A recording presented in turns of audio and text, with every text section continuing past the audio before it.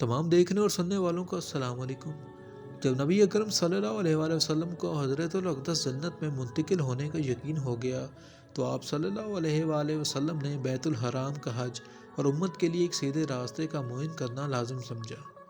آپ صلی اللہ علیہ وآلہ وسلم 10 سنہ ہجری میں آخری حج کرنے کی غرض سے نکلے، اور آپ صلی اللہ علیہ وآلہ وسلم نے امت کے لیے اپنے اس دنیا سے آخرت کی طرف عنقریب کوچ کرنے کے سلسلے میں یوں اعلان فرمایا: مجھے نہیں معلوم کہ میں اس سال کے بعد اس جگہ تمہیں دیکھ سکوں گا۔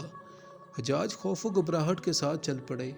وہ بڑے ہی رنجیدہ تھے اور یہ کہتے جا رہے تھے، نبی اکرم صلی اللہ علیہ وآلہ وسلم اپنی موت کی خبر دے رہے ہیں۔ نبی صلی اللہ علیہ وآلہ وسلم نے ان کے لیے ہدایت کا ایسا راستہ معین فرما دیا تھا جس سے وہ فتنوں سے دور رہیں، اور یہ فرما کر ان کی اچھی زندگی گزرنے کی ضمانت لے رہے تھے۔ اے لوگو، میں تمہارے درمیان 2 گراں نقدر چیزیں چھوڑے جا رہا ہوں: کتاب خدا اور میری اطرت میرے اہل بیت علیہ السلام ہے۔ کتاب اللہ سے متمسک رہنا، اس میں بیان شدہ احکام پر عمل کرنا، اور اہل بیت نبوت سے محبت دوستی کرنا کہ اسی میں امت کی گمراہی سے نجات ہے۔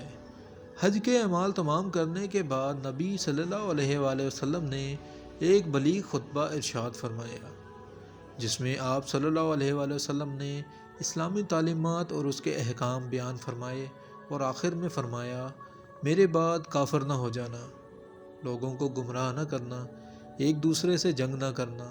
میں تمہارے درمیان وہ چیزیں چھوڑ کر جا رہا ہوں، اگر تم ان سے متمسک رہو گے تو ہرگز گمراہ نہ ہوگے۔ اللہ کی کتاب اور میری اطرت میرے اہل بیت علیہ السلام ہیں۔ آگاہ ہو جاؤ، کیا میں نے احکام الہی پہنچا دیا ہے؟ سب نے ایک ساتھ مل کر بلند آواز میں کہا، ہاں۔ آن حضرت صلی اللہ علیہ وآلہ وسلم نے فرمایا، خدایا گواہ رہنا، تم حاضرین کی ذمہ داری کہ اس پیغام کو غائبین تک پہنچا دیں۔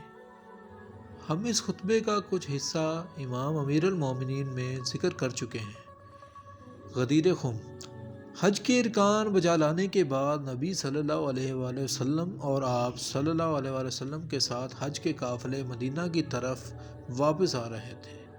جب غدیر خم کے مقام پر پہنچے تو جبرائیل اللہ کے حکم سے نازل ہوئے کہ آپ صلی اللہ علیہ وآلہ وسلم اپنے قافلے کو اسی مقام پر روک کر حضرت علی علیہ السلام کو اپنے بعد اس امت کا خلیفہ اور امام بنا دیجیے، اور اس کے انجام دینے میں بالکل تاخیر نہ فرما۔ چنانچہ اس وقت یہ آیت نازل ہوئی: اے پیغمبر، آپ اس حکم کو پہنچا دیں جو آپ کے پروردگار کی طرف سے نازل کیا گیا ہے۔ اگر آپ نے یہ نہ کیا تو گویا اس پیغام کو نہیں پہنچایا، اور خدا آپ کو لوگوں کے شر سے محفوظ رکھے گا۔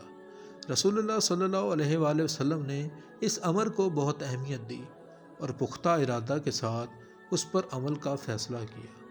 آن حضرت صلی اللہ علیہ وآلہ وسلم نے اپنے قافلے کو اسی گرمی کی شدت سے مرجھائے ہوئے درختوں کے نیچے روک دیا، اور دوسرے قافلوں کو بھی وہاں ٹھہر کر اپنے خطبہ سننے کی تلقین فرمائی۔ آپ صلی اللہ علیہ وآلہ وسلم نے نماز ادا کرنے کے بعد اونٹوں کے کجاوت سے ممبر بنانے کا حکم دیا۔ جب ممبر بن کر تیار ہو گیا تو آپ صلی اللہ علیہ وآلہ وسلم نے ممبر پر جا کر ایک خطبہ ارشاد فرمایا، جس میں اعلان فرمایا کہ جس نے اسلام کی راہ میں مشکلیں برداشت کیں اور اس راستے میں ان کے گمراہ ہونے کا خطرہ تھا، میں نے ان کو اس خطرے سے نجات دلائی۔ پھر ان سے یہ فرمایا، میں دیکھوں گا کہ تم میرے ثقلین کے ساتھ کیسا برتاؤ کرو گے۔ قوم میں سے ایک شخص نے پوچھا، یا رسول اللہ، ثقلین کیا ہے؟ ثقل اکبر اللہ کی کتاب ہے جس کا ایک سرا اللہ عز و جل کے قبضے قدرت میں ہے اور دوسرا سرا تمہارے ہاتھوں میں ہے۔ تم اس سے متمسک رہنا تو گمراہ نہیں ہوگے۔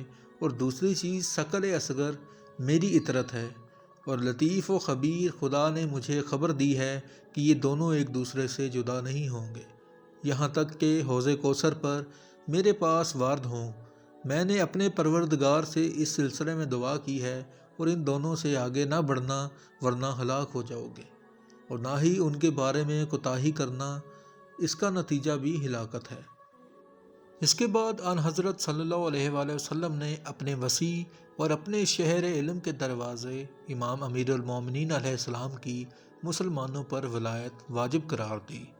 ان کو اس امت کی ہدایت کے لیے معین کرتے ہوئے فرمایا، اے لوگو، مومنین کے نفسوں پر تصرف کے سلسلے میں ان سے اولا کون ہے؟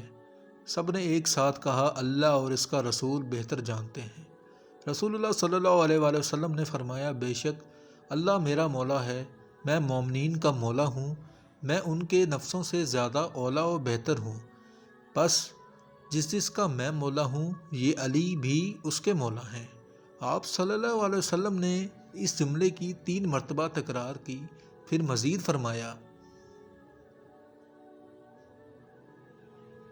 اے خدا، جو اسے دوست رکھے تو اسے دوست رکھ، جو اس سے دشمنی رکھے تو اسے دشمن رکھ، جو اس سے محبت کرے تو اس سے محبت کر، جو اس سے بغض رکھے تو اس سے بغض رکھ، جو اس کی مدد کرے تو اس کی مدد کر، جو اس کو رسوا کرے تو اس کو رسوا و ذلیل کر۔ پالنے والے، حق کو اس طرح موڑ دے جدھر یہ جائیں، آگاہ ہو جاؤ، حاضرین غائبین تک یہ پیغام پہنچا دیں۔ امید کرتا ہوں آپ لوگوں کو ویڈیو پسند آئی ہوگی۔ مزید ایسی ویڈیوز دیکھنے کے لیے میرے چینل کو سبسکرائب کر لیں اور کمنٹ میں ضرور بتائیں کہ میری ویڈیوز آپ کو کیسی لگتی ہیں۔ شکریہ۔